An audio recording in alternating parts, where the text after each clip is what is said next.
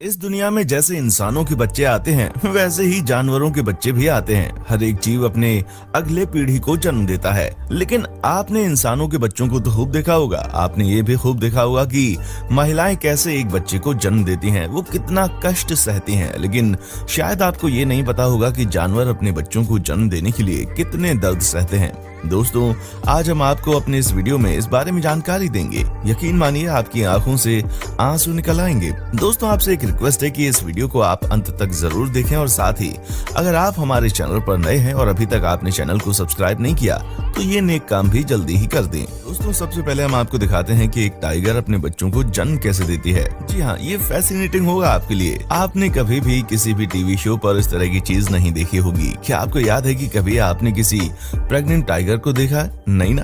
आज जो आप देखे हैं वो सबसे अलग है। आपको बता दूं कि जैसे एक महिला 9 महीने के बाद बच्चे को जन्म देती है, वैसे ही एक टाइगर मात्र 3 महीने 15 दिन से 20 दिन के बाद ही अपने बच्चों को जन्म देती है।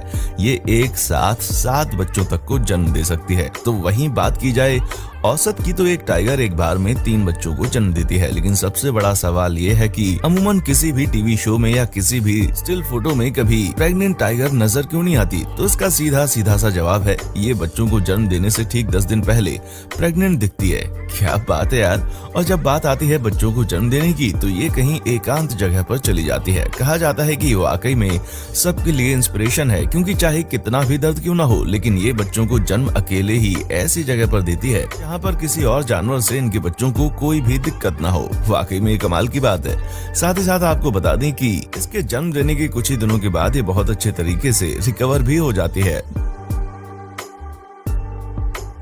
दोस्तों, अब हम आपको दिखाते हैं कि डॉग कैसे अपने बच्चों को जन्म देते हैं। जी हाँ, सबसे पहले तो आपको बता दूं कि इनका प्रोसेस भी मात्र 65 दिनों का ही होता है। साथ ही साथ कहा जाता है कि 95% डॉग्स को कोई मदद नहीं चाहिए होती जब ये अपने बच्चों को डिलीवर कर रही होती हैं। क्या बात है।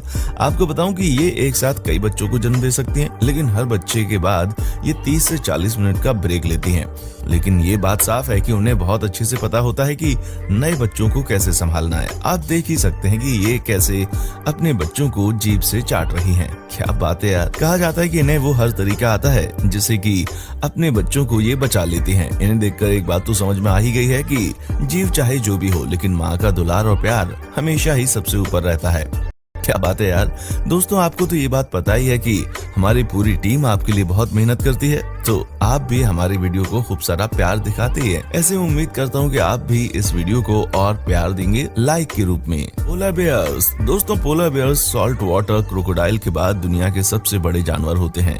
इनकी खासियत होती है कि ये ठंडी से ठंडी जहाज पर सर्वाइव कर लेते हैं। जी हाँ, आपने सुना ही होगा ग्रीनलैंड देश के बारे में। ये हर जगह सर्वाइवल के लिए जाने जाते हैं। होते भी ये भयानक खतरनाक है, लेकिन इनका जो बच्चा होता है वो बहुत ही खूबसूरत दिखता है। ये देखिए, बिल्कुल सफेद। क्या आप यकीन कर सकते हैं कि इनके बच्चे का वजन 2 किलो से भी कम होता है? जी हाँ, जब ये पैदा होते हैं तो इनके बच्चे का वजन बहुत ही कम होता है। शुरुआती 2 साल तक तो ये गुफाओं से बाहर ही नहीं निकलते, लेकिन फिर जैसे जैसे ये बड़े होते हैं वैसे वैसे ये अपने मम्मी पापा के साथ बर्फ में खेलते हैं। ये बड़े होने के बाद बहुत ही खतरनाक हो जाते हैं। आपको जानकर हैरानी होगी कि पोलर बेयर का बच्चा शुरू के 4 साल तक सिर्फ अपनी माँ के दूध पर जिंदा रहता है। एक और बात जी, जब ये पैदा होते हैं तो इनकी आंखें पूरी तरह से बंद रहती हैं। क्या बात है। ये बच्चे जितने प्यारे अभी लग रहे हैं उतने ही खतरनाक ये बाद में हो जाते हैं। पोज। जी हाँ दोस्तों, ये जानवर दिखने में बहुत ही खतरनाक लगते हैं, इनका बच्चा उतना ही प्यारा होता है। दोस्तों, हिप्पोस की प्रेगनेंसी टाइम होती है 8 महीने की। जनरली तो एक बार में एक बच्चे को ही हिप्पोस जन्म देते हैं, लेकिन कई केसेस हैं जहाँ ट्विंस बच्चे भी पैदा हुए हैं। आपको जानकर हैरानी होगी कि हिप्पोस के बच्चे पानी के अंदर ही पैदा होते हैं और पैदा होते ही वो खुद ब खुद तैरने लग जाते हैं। ये देखिए कैसे तैर रहे हैं ये बच्चे। इनकी माँ अपने बच्चों का बहुत ख्याल रखती है, उसे हर चीज की ट्रेनिंग देती है, उसे खाना खिलाती है, उसे अलग अलग तरीके का एक्शन सिखाती है। हालांकि दोस्तों, एक बुरी बात जो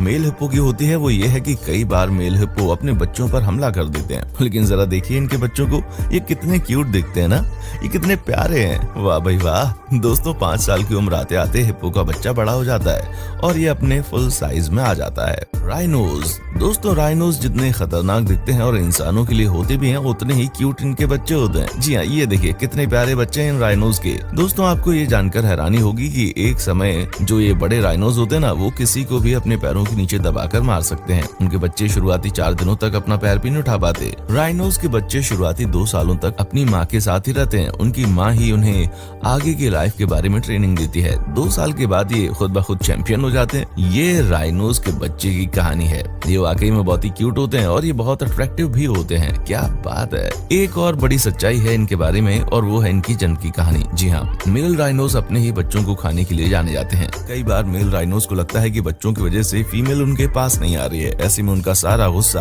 अपने बच्चों पर फूट जाता है। Sea horse. दोस्तों आपको बता दूं कि दुनिया में एकमात्र सी हॉर्स ही ऐसे जानवर होते हैं जिन्हें मेल यानी कि मादा पैदा करते हैं। चौंके ना आप। दोस्तों ऐसा नहीं है कि सी हॉर्स की मादा का कोई रोल नहीं होता। दरअसल हर जीव की तरह अंडा तो होता है मादा के अंदर ही, लेकिन उसके बाद उस अंडे को मादा मेल सी हॉर्स को दे देती है। तकरीबन 2 से 3 हफ्ते के बाद मादा हॉर्स अपने पेट से अंडे को बाहर कर देते हैं और ये सारे बच्चे तैरने लग जाते हैं। ये देखिए दोस्तों कैसे सी हॉर्स पानी में तैर रहे हैं। इतना ही नहीं दोस्तों, आपको ये भी बता दूं कि 80% सी हॉर्स पैदा होते ही मर जाते हैं या इन्हें कोई और पानी का जीव अपना शिकार बना लेता है। लेकिन दोस्तों जो बच जाते हैं वो भी हमेशा खतरों के बीच में ही अपनी जिंदगी बिताते हैं। वैसे कहा जाता है कि सी हॉर्स के ये बच्चे इतने पतले और इतने छोटे लगते हैं मानो ये घास हो। सैलामेंडर। दोस्तों क्या आपने सैलामेंडर के बारे में सुना है? अगर नहीं तो हम आपको बता दें कि ये भी पानी के अंदर रहने वाले अजीब से जीव होते हैं।